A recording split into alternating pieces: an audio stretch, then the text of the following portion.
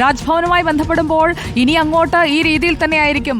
ഭാരത് മാതയെ എടുത്തുമാറ്റി, ഭാരതാംബയെ എടുത്തുമാറ്റി ഇവിടേക്ക് സർക്കാരിന്റെ ഭാഗത്ത് നിന്ന് മുഖ്യമന്ത്രിയോ മന്ത്രിമാരോ വരേണ്ടതില്ല എന്ന ഒരു നിലപാടിൽ ഉറച്ചു നിൽക്കുന്നതായിട്ടാണ് രാജേന്ദ്ര വിശ്വനാഥ് അർലേക്കർ എന്ന ഗവർണറുടെ ഇന്നലത്തെ പ്രതികരണം കേട്ടപ്പോൾ മനസ്സിലായത്. അതുകൊണ്ട് ഗവർണർ ഈ നിലപാടിൽ ഉറച്ചു നിൽക്കുന്നു എന്നാണോ കരുതേണ്ടത്?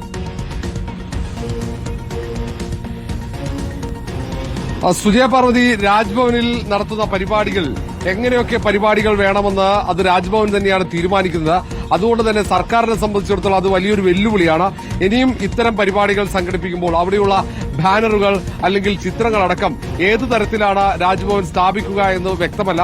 അതിന് പക്ഷേ സമാനമായ ഈ തരത്തിലുള്ള വിവാദങ്ങൾക്ക് വഴിയൊരുക്കാനും സാധ്യതയുണ്ട്. പ്രധാനമായും മന്ത്രിമാരുടെ സത്യപ്രതിജ്ഞ അല്ലെങ്കിൽ ഹൈക്കോടതി ജസ്റ്റിസുമാരുടെ സത്യപ്രതിജ്ഞ അടക്കമാണ് പ്രധാന പരിപാടികളായി നിർബന്ധമായി രാജ്ഭവനിൽ നടത്തേണ്ടത്. അത് പക്ഷേ അതിന് കൃത്യമായ പ്രോട്ടോകോൾ ഉണ്ട്. അവിടെ വിവാദങ്ങൾക്ക് സാധ്യത വളരെ കുറവാണ്.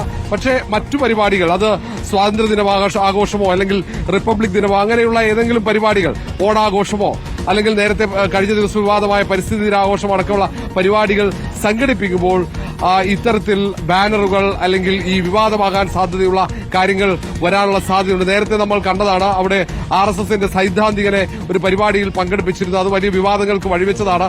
പ്രതിപക്ഷമടക്കം വലിയ ആയുധമാക്കിയും സർക്കാർ എന്തുകൊണ്ട് ഈ കാര്യത്തിൽ എതിർപ്പ് ഗവർണറെ അറിയിക്കുന്നില്ല എന്ന ചോദ്യമൊക്കെ ഉയർത്തുകയും ചെയ്തതാണ്. അതുകൊണ്ട് തന്നെ ഈ കാര്യത്തിൽ സർക്കാർ പ്രതിസന്ധിയിലാകാനാണ് സാധ്യത. ഇനിയും സമാനമായ പരിപാടികൾ രാജ്ഭവനിൽ സംഘടിപ്പിക്കുമ്പോൾ പ്രധാനമായും സർക്കാർ പരിപാടികൾ ഗവർണർ അതിഥിയാകണമെങ്കിൽ ഒരുപക്ഷെ ഗവർണറുടെ സൗകര്യം നോക്കി ചിലപ്പോൾ രാജ്ഭവനിൽ തന്നെ പരിപാടി സംഘടിപ്പിക്കാറുണ്ട്.